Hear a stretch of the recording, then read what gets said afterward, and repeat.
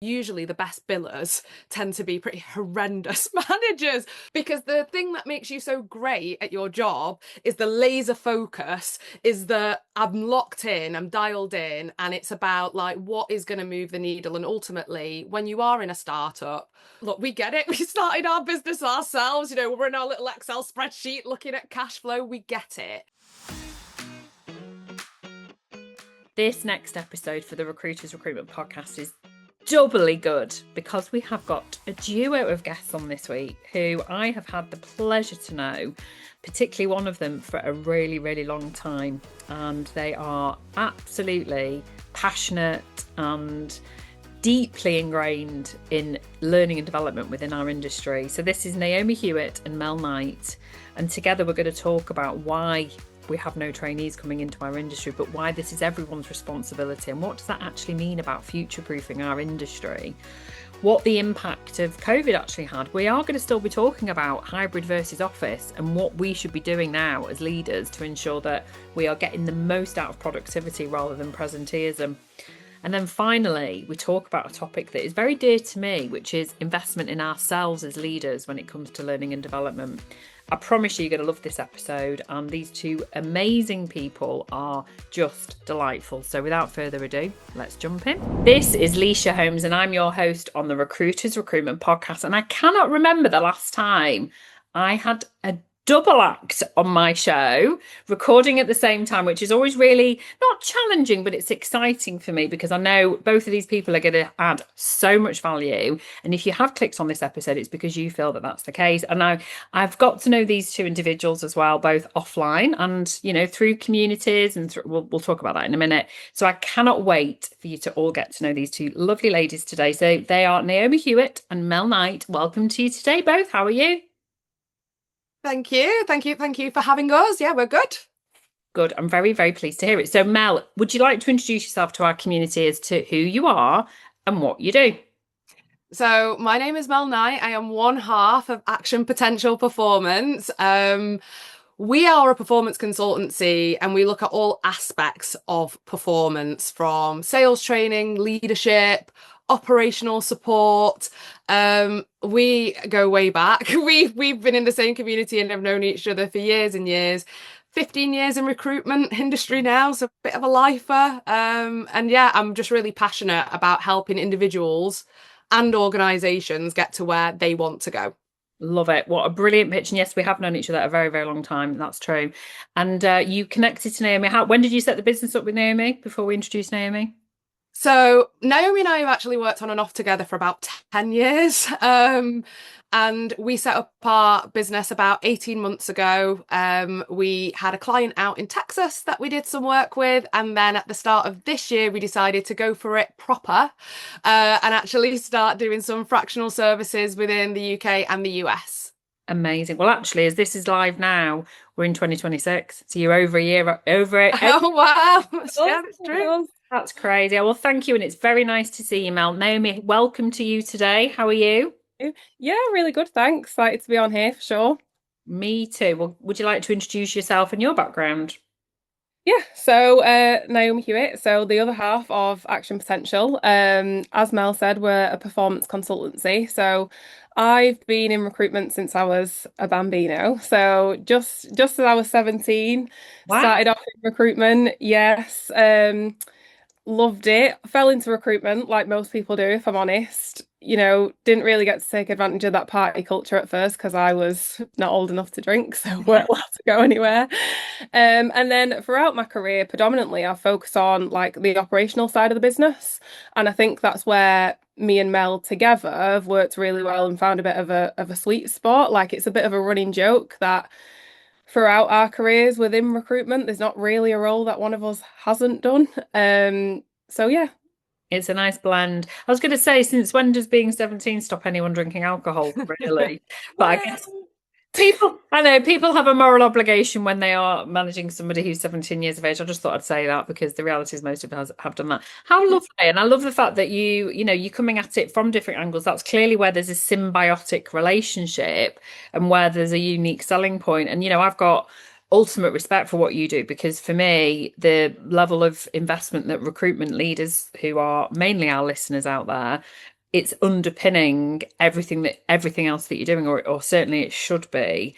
And I will try very hard not to wax lyrical on this podcast, because I think my observation as a, supplier to the industry, we all have the same clients on this podcast, is that I think there's been an underinvestment in the last 2 years, particularly since the onset of the shiny new toys of AI and automation, which is where people think they should be spending their money. And the three of us had a conversation earlier on in 2025 around, how that looks, what the impact is going to be. And I guess that led me into, I need you on the podcast because I think you're both so dynamic and not very knowledgeable, apart from the fact that you're both extremely infectious to listen to. But let's just set the scene. So I guess my observation has been that over the last certainly 12 months, but maybe over the last 24, if we're being honest, there seems to be a distinct lack of trainees entering the industry.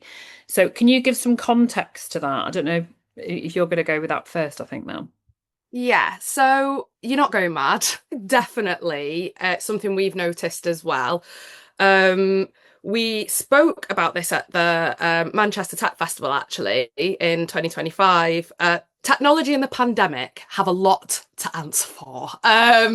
Definitely so. So we talk about generational differences. My background before recruitment was in neuroscience and behavioural science. That's what I went to uni to do. I was very fascinated in why people do the things they do. And my job 20 years ago would have looked totally differently. If I was a sales trainer, the chances are you played out with people when you were a kid. You've probably been knocked back in a bar or at least been shut down, face to face. And you were already someone who was able to be thrown into a situation.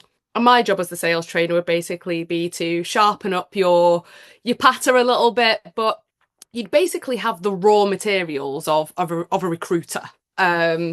Which is warm a call up, build rapport really quickly. If you remember landlines, if you're old enough to remember that, you just ring and speak to whoever was on the end of the phone. You'd end up chatting to someone's sister, brother, all of that kind of good stuff. Where we're at now, in terms of if we think about grads, or not to exclude people who don't go to uni, but like people who are sort of at that late teens, early 20s, they don't really have meaningful exchanges with people they don't already know. Correct. So most of the people they talk to, they already know. It's asynchronous, which basically means it's voice notes, it's text messages, it's not real-time conversations. It's very rarely on the phone. I think a lot of people of that younger generation, I know people who will watch their phone ring out and then text the person, what do you need, what's wrong, because they don't want to speak to someone without that up front. So the issue you've got is the job of a recruiter is we need you to be on the phone, which is, if we take the confidence gap out of it, actually as a skill, it's like asking someone to, be in a Formula One pit stop team without any experience. Like, I'm just in the way. So we're on the phone. We're dealing with objections in real time. I can't ask ChatGPT or the group chat, what do I say? What do I do? Because the person's literally waiting for a response. And something I've increasingly seen in training is the art of asking questions is being lost. So a lot of people panic about asking a stranger what they perceive to be quite personal questions about earning, their personal life. And there is a way to ask those questions without being too cheeky and nosy, and you build up the rapport. But it's a skill that people either don't have through lack of practice and how they've been socialized, or genuinely terrifies them, where the idea of that being what you have to do 9 to 5 is just a non-starter if I'm not doing it. So I think that's one aspect I think I've come across. Yeah, I mean, just to respond on that, I think, we have to look at the social context of where we're at, and, whether we're looking at a generational badge of, Gen Z, they've grown up with ultimately with Snapchat, with, you know, all the sort of meta platforms, that is how they chat to each other. They very rarely actually use the phone. They don't even use WhatsApp. They think WhatsApp's really old fashioned. So, you know, that's the reality. They'll use FaceTime, but like you say, it's never to strangers. That, you know, even ordering a pizza or doing all those sorts of skills, it's all on an app. So, and I think the more people start to understand that and realize that the behavioral side of the psychology of how we are now, even as an older, you know, I'm obviously a much older generation, but we all buy differently. And I think setting the scene, which is what I like how you've done this, is that we have to understand that from if we're bringing people in, it's not the job it was even 10 years ago. It's a different mechanism. People do still engage on the phone, but actually, I want anyone listening to stop and think about, when was the last time you bought something off a cold call? When was the last time you actually engaged with someone totally cold without that social selling? It's probably zero. I mean, I don't know about you, but I haven't bought off a cold call for a really long time. So thank you for that. So from your perspective, Naomi, where do you see this kind of landscape now, and like where are we heading with it, do you think? I think on the flip side for me, there's definitely less people coming into the industry, but I think there's also less opportunity for them. I think there's less and less recruitment agencies now that are on the hunt for trainees and grads. And I think that's come off the back of the pandemic. A lot of people thrived in the pandemic with recruitment, and they had a really strong bounce back. And then if I'm being honest, in UK specifically, you know, the industries that me and Mel are working in, some people have really struggled over the last 2 years in terms of revenue growth. Like some people have just about broke even. And a lot of people then have thought the solution is, right, well, we need experienced 360 consultants.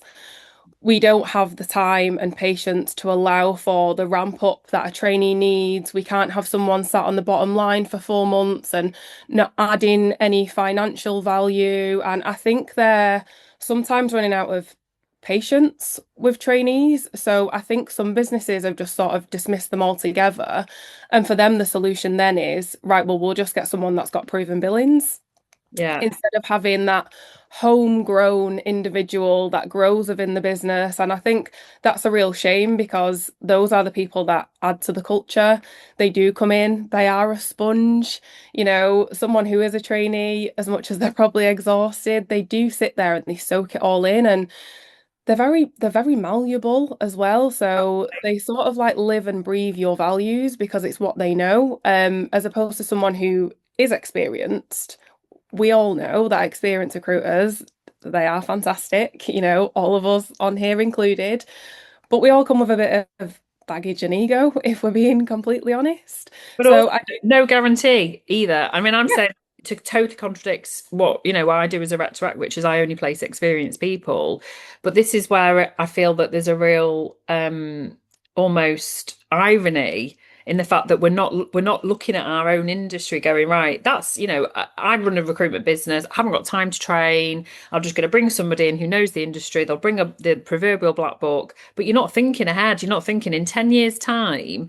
And I've always maintained that this is why we have to think about it, whether you're a business of one or you're a business of 100 listening to this.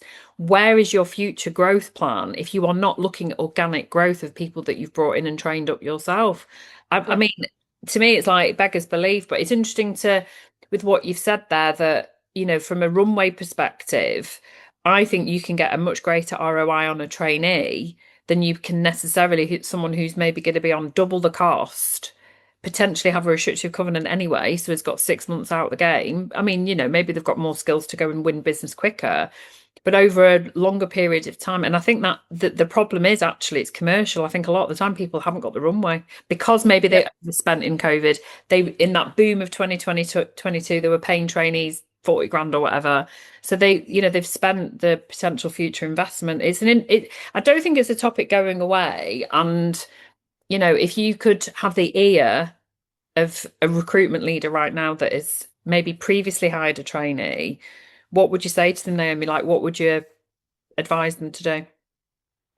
I think spend the time, invest in them, be patient, because to your point, in the long run, it will absolutely pay off. And they are the people then that will help shape your business and grow your business and be your future leaders and will set the precedent for other people coming in. So it's definitely worth giving them that 3 months runway. And, you know, like you said earlier, you can't guarantee that an experienced consultant is going to come in and hit the ground running. You can't, but you almost know what to expect of a trainee. So I think it's being realistic with them as well. And going back to your point, Mel, it's looking at, and I firmly believe that it shouldn't be graduates we're looking at, because as the parent to two Gen Zs, I mean, they've not gone to uni. I don't think many of their friends, I think it's the minority that go to uni these days because it's such a huge burden on the loan, etc. And actually apprenticeships seem to be, you know, much more attractive, and there's obviously apprenticeship schemes in recruitment. But just parking, I guess, that route, what would you say around what are we looking for from a DNA perspective when it comes to what their skills actually do look like? If we're not looking for that, you know, resilient, you know, phone basher, telesales, which is what we all looked for up to maybe, I don't know, 5-10 years ago. I think it's to do with, like, I love the fact that you use the term DNA. It's disposition. Everything, like most things can be taught in terms of, like I say, here's the script, here's the list, here's this. But in terms of your disposition, I've unfortunately seen quite a lot of people, experienced and not experienced, sit at their desk pretty much having like silent panic attacks because they're like, I feel the pressure of having to do this thing that other people like would light up at the opportunity. They would, instead of seeing all the things that could go wrong, would genuinely be buzzing. And I feel like for all of the different ways we like to communicate, I would like to believe that the future of the generation hasn't ceased to be curious, gregarious, outgoing, open, the sort of person who can, in terms of how we give feedback and how we have conversations, are you able to flip on a dime? Are you able to, you know, let's talk about something you're passionate about? So I think go to their home turf, whatever that looks like, and what you're looking for is someone who is open to feedback, does not see that as a threat, is happy to learn, happy to go, I didn't know that. Someone who's eager to go, let me do it, you know, someone who wants to do the doing. And what you're looking for above all else is coachability. And I really do believe that whether something works now or is going to work in 10 years or 20 years, you're looking for someone who's happy to go, well, that worked, but I'm going to do it this way now. And there are loads of things that are maybe outside of how we think about recruitment that are the fundamentals of being really good at your job. Being curious is obviously a big part of that, one of them. So if you've got someone who's incurious, it's probably not going to work. So I'd say things like that are in their DNA. There's two other things I'll add to that list because I love your list. It's all correct, in my opinion. Is relentlessness, because, you know, you've not given up on something. Now, that could be something that you did when you were at school. It could be something that, you know, might be health, whatever it might be. And it's fearlessness, you know, where they literally could not give a toss as to what the reaction's going to be.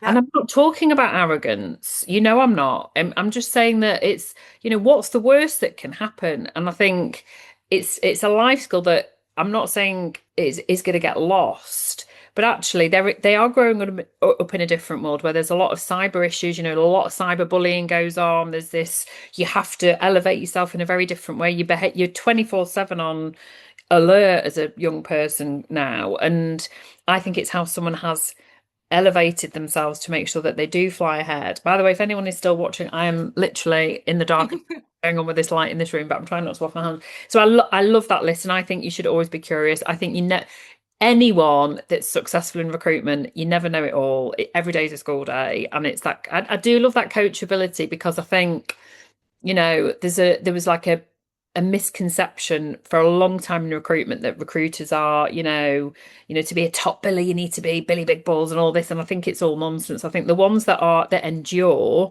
are the ones that build something really meaningful. And they tend to be the ones that just want to go above and beyond constantly. The coachability and the feedback is, you know, we've often said as an industry, we go to things like sport, people that have played competitive sport, but that's not to say, you know, people that have maybe been dancers, maybe have done drama. where you know what feedback feels like. If you're on a stage, you lose your lines, you know, maybe you've done public speaking, maybe you've played a violin, whatever it is, you'll have at some point, they're the people that I look for, that I think, how did you take that feedback? Because we've all worked with people that haven't had that in trait in them, and they're a blooming nightmare to work with because they just they know it all. So that, thank you for that. I really hope the legacy of whatever happens going on with this episode now, that somebody stops and thinks about, what am I doing to future proof my business? We've all got a responsibility. So do you think that the lack of, you know, that, I guess what happened, you mentioned before, the sort of the pandemic and technology that has had an impact on our future proofing our industry, the debate around whether trainees or recruiters who are learning should be in an office versus hybrid, like, what are you observing in your clients with that? So I think depending on the business, if I'm being completely honest, I think some businesses have suffered a little bit in terms of culture, and I think that also plays part into them not bringing trainees in, because sometimes it can be fairly difficult to train someone through a screen. Yeah. It's very easy to see someone at the desk and to be in an environment where you know they're at that point where they're on the phone and they're not getting any traction, and you can see that they feel like they're hitting their head against a brick wall. That's really hard to see when someone isn't visible. And I think it's also meant that there's been a bit of a revolving door for some agencies where, you know, they are predominantly working from home because people are feeling a little bit under supported because they don't know who to speak to, and they're trying to reach out to people, but we're all busy and we're all on the phone and we're already on Teams calls. And for them on the other side, probably a bit of imposter syndrome as well, but probably just feel like they're being ignored, or they're a bit of a hindrance, or they don't know who to reach out to because everyone is busy. And, you know, so I feel like that's had a bit of a knock-on effect. However, on the flip side of that, what I would say is I think what's been incredible to see is the diversity in the talent pool. So I think hybrid working has really allowed some people that have the skills to be in recruitment to be in recruitment, because there now is that flexibility. So whether that's from, you know, an ED&I perspective, and we're talking about people that may be disadvantaged and can't physically get to an office, or whether we're talking about parents that need a little bit more flexibility. And, you know, I think we all probably know, if I speak about women, for example, women in recruitment that have been incredible at what they do and really inspiring, and have chose to take a different career path so that they could start a family because they just didn't feel like they had the flex. And, you know, the hours were really long and hard, and they was in the office 5 days a week and running a team. And now, you know, there's one of my friends I think about who's come back into recruitment because they've now found somewhere that allows for the school run and allows to be flexible. And honestly, they're incredible. So I do think there's pros and cons, but I do think there's a healthy balance. And I think there needs to be an understanding as well that if you are going to bring new people into the business, you need to be flexible and mindful about what that looks like for them. And yes, it might be inconvenient for you to come into the office now 3 days a week again, but you are embedding someone into your business, and they need to experience that person to person and read body language and know that you're accessible. So yeah, definitely some pros and cons, I think. Without a shadow of a doubt. And I think osmosis gets underestimated. I think that's the reality, that you hear how someone has the cadence on a call, has the tone on a call, deals with a situation, and you know, there's so many things that I feel passionate about. And one of the things is that it's not fair on either the trainee or the actual manager that's responsible, because the reality is that the way that the world shifted so suddenly, they weren't necessarily trained in how to manage remotely. So I think a lot of the time the onus almost falls on the trainee, where it's actually, you know, we all need to work together on it. I mean, my view on this, I don't think it's a topic that's going anywhere. I think it will continue to dominate conversations, certainly my conversations in real life with clients, because it's always a question that gets asked when we go and see a client. You know, what are other people doing? And I'm like, don't worry about what other people are doing. It needs to be what's right for your business and for your people. And I think that's my answer. Look at your productivity, look at the needs of your business and the people in your business and the people you're bringing in, and you make it work. And it might mean having anchor days where, you know, everyone is in And then there's the more senior people maybe aren't in, or you do a rota. I mean, it's actually really quite simple to work out. You have a rota so that the trainees have always got people around. And then at some point, the milestones should not just be revenue, in my opinion. They should be time served, they should be behavioural.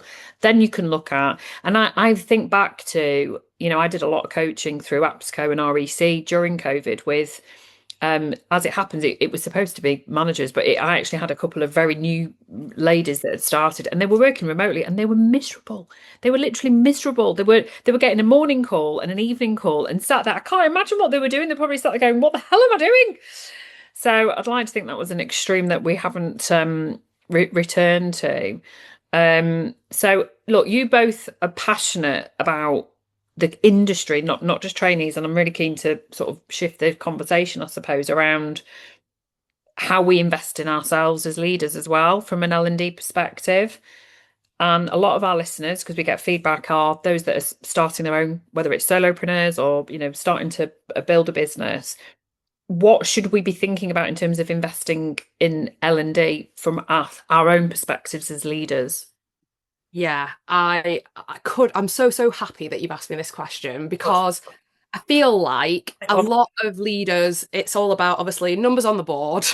It's I'm really good at my job. Brilliant. I'm sure this is the most uncontroversial statement anyone has ever made ever, but usually the best billers tend to be pretty horrendous managers, because the thing that makes you so great at your job is the laser focus, is that I'm locked in, I'm dialed in, and it's about like what is going to move the needle. And ultimately, when you are in a startup, look, we get it. We started our business ourselves. We're in our little Excel spreadsheet looking at cash flow. We get it.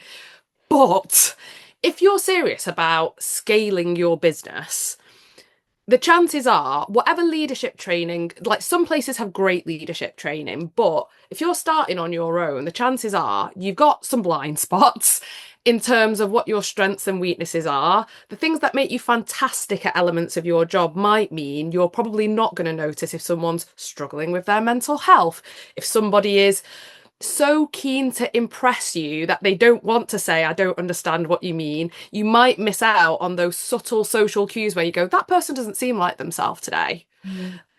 And even if you did, you might not be equipped with the tools to go, and what do I do with that? I know some people who they've seen people walk out of the office in tears, and they've kind of just hope the person gets it together, because I don't really know how to address, like, clearly something's gone on. So I think a lot of people, to your point about osmosis before, have kind of either modelling the managers they've had in the past and how they've been managed, which, to our point before about the people joining the business, they're not you. We're not where we were 20 years ago, 10 years ago, even 5 years ago. Yeah.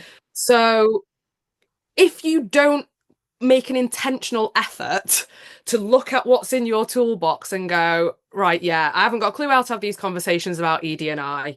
Lots of people are upset about things that are happening in the news. I don't know how to have those conversations. Should I be having those conversations? I don't know what to do about performance. I don't know what to do about... It's okay that you don't know what to do, but arguably I would say it's almost indefensible to know that, like, you're not 100% confident and you're not investing in yourself, because ultimately people will look to you in the business to tell and model their behavior based on how you have these conversations, how you engage, how you respond, how you empathize, how you manage. And they're looking for strong leadership. And that's not faking it till you make it. Some of it is, a lot of it can be, but some of it really has to be being aware that in terms of the amount of hours that people spend at work, we spend more time at work doing the job than we do speaking to anyone else, with anyone else. So the impact and influence you have on other people's lives cannot be understated, I believe. And so for yourself, I mean, me and Naomi do leadership training with people from the guys who are kind of transitioning from being a biller and need to know how to go from being someone's mate to someone who's got to go, come on now, taking the piss. Hard, Right? hardest jump there is. It really is, because everyone talks about being a billing manager as the hardest job, from the like, I've got to bill and I've got to look after what everyone else is doing. But that transition to, I was messing about with you last week, and now I've got to go, come on, what's going on with these numbers? It's hard. You've got to help people with that transition. So we do a lot of work with people making that transition. We do a lot of work with people who struggle with scaling away from themselves. I think when you're in a startup, you want control of everything. You want to be in the weeds of everything. Yeah. And that can sometimes stunt your growth because you're getting in everyone else's way and they're not developing. But then, honestly, I would say a lot of the leadership stuff we do is exec coaching, and it basically turns into therapy. Yeah, cool. Because as the person who's got to have all the answers in the room and everyone's coming to you to make all the decisions, sometimes you just need actually a place to vent, a place to sanity check, and a place to do that where you're probably very aware as a leader in a business that, like, I can't wobble. I've got to be the flight attendant who's got their shit together all the time. And actually, you might need an hour to just go, this is why I'm doing this, this, and this. Does this make sense to you? And I can't really ask anybody else that question because I feel as though my authority might be challenged or whatever. So there are loads of reasons why L&D leaders should be investing in their own development and in the people around them. Well, I think what you've just said there says to me that is somebody who is self-aware enough to know that they need to invest in themselves. I think vulnerability in leadership is something that would never have even been considered as a strength pre-COVID. Whereas now, for me, it's such a huge strength because it creates empathy, it makes you approachable. It means that you probably are very, authentic in living your EVP and all these things that every leader in recruitment, where their salt talks about, but very few actually live it. So I think it's really interesting. I was laughing because apart from the fact my light has gone off and I'm really wait, I'm sat in the dark. So if you're actually watching this on YouTube, it's really quite embarrassing, but it will not come back on. I've no idea what I've done. It's a timed light, clearly. I think you, I guess, you don't realise the impact that you're having on the team if you haven't ever taken that time to think about what are my strengths. I know myself, I was putting my hand up as, the very start of that answer, Mel. I'm not the best manager. I know I'm not. And that's because I'm a control freak. And, I really find it very hard to delegate. But equally, I know that I've taken time to understand what my strengths are.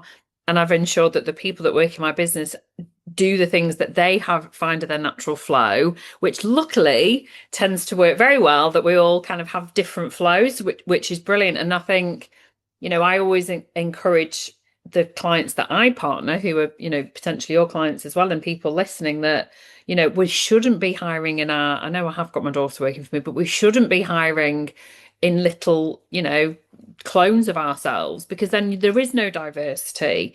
And I think it's, you're never going to, whether it's scaling through, by the way, it doesn't have to be headcount. I think we've moved away from that. It's about scaling your business through growth of clients and profit, and, making sure you've got a diverse portfolio to ensure you're future-proofing yourself. But you can't encourage that for your clients if you're not doing it yourself. So I'm glad that you brought up the that element as well. And there's just one last thing I would add to that, which is, I get, as a startup, you are looking at cost. Yeah. And we said before, that's one thing stopping people from maybe investing in grads and people entering. And this might be something you go, it's a luxury. It's not something I can look at now. I know something we've spoken about before is fractional models and flexible subscriptions, which basically are, if you need it for training rookies up 1 minute and training your leaders up the next minute, and for you the next minute, there are people, ourselves included, but there are people who don't have to sit heavy on your bottom line, that really will help the boat go faster and can flex to, the changing needs of your business.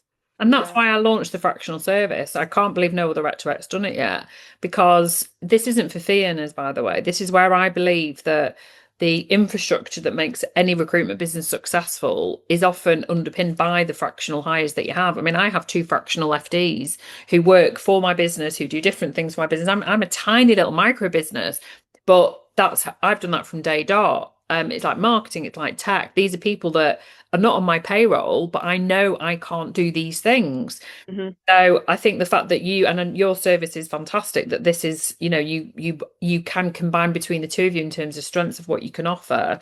But I think that anyone that is listening that hasn't genuinely put onto their P&L some budget for investment in themselves, never mind their team, you are actually you're stealing off yourself. Yeah. I mean, I'm trying to think of an analogy, and I almost feel like it's a bit like most people understand now that actual well-being starts with your physical fitness if you are capable of doing so. And it's the difference of downloading a YouTube video of some bloke that lifts weights to actually going and having a PT or going to a gym where it's PT led. And you've got to decide, some people have literally got zero budgets. The YouTube's going to be absolutely fine for them. But for some people, the only way they're going to get definite results is by making that small investment for their future. And that's where I think, when it comes to investing in marketing, no one even blinks at paying on LinkedIn or, doing paid ads or whatever it is. But when you talk about, what is your training, is the question we ask every client, what is your training budget per head? And a lot of them don't even have one. And I'm like, crikey, how are you developing? The recruitment world is changing at such velocity. I just think you'll get left behind. Have you got any parting words on that, Naomi? I would say for me, I think, there's a lot in recruitment of, to Mel's point earlier, oh, they're a big biller, they should be a manager. And I really, really dislike the whole, oh, leaders are born. They are not. Good leaders are made, and they're made from hard work and consistency and mistakes, let's be Yeah. honest. Yeah. And they're also made in rooms of safe spaces where they're given the tools to be a good leader, and they are given the tools to put in the toolbox, and they're put in rooms with people like myself and Mel where they're given the chance to sharpen those tools in a safe space without going out onto the sales floor and just almost falling on their face. And I think it's really important that people get to exercise those skills, because they are skills, and they are skills that people pick up. You don't just wake up one day and become a brilliant manager. No. It doesn't work like that. It really doesn't. And I think when people are put into managerial roles or forced into a managerial role, and you've not had the support and you're not given the right tools, the impact it has on your business and the culture and the retention is huge. So I think that, to your point, having that training budget, what it allows for is, yes, growth, but to maintain the culture that you've got and that you want, and the values that, let's be honest, everyone puts on their websites about, we're people first and this, that, and the other. If you're really living by them, then you need to make that evident.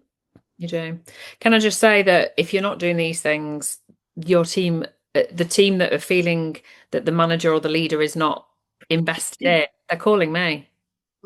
Because people don't leave jobs, they leave bad leaders. That's the truth. Absolutely. And it is, and I know it's a bit of a meme, but it is absolutely true.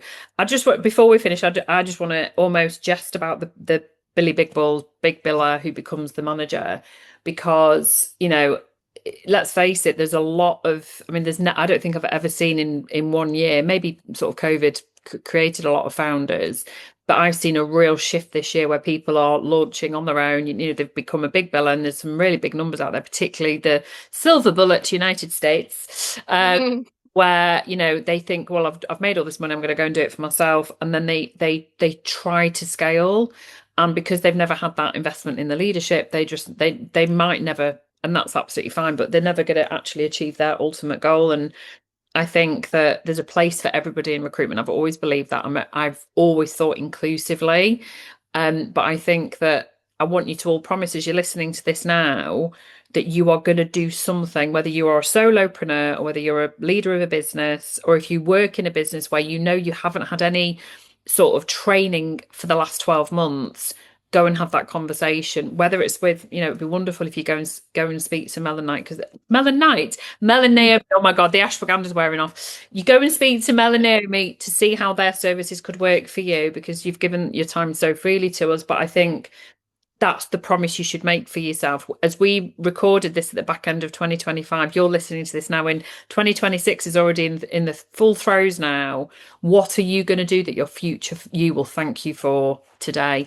And that's how I think I would like to leave it. Have you got any final words before we finish? Before I literally am sat in the dark.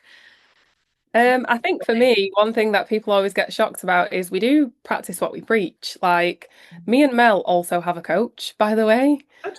Like, we have an external coach because we have blind spots, and we are advocates for healthy friction between Mel and I and our coach. And we have, a third party come into our business and be like, why have you done that? Or have you considered this? And, it's something, like I said, like we do practice what we preach, and it's been huge for us in terms of it's really shaped our success, having someone come in bird's eye view and ask us questions that are really like thought provoking. And in all honesty, like we've took a bit of a pivot once we got a coach, because we was like, oh yeah, really good point.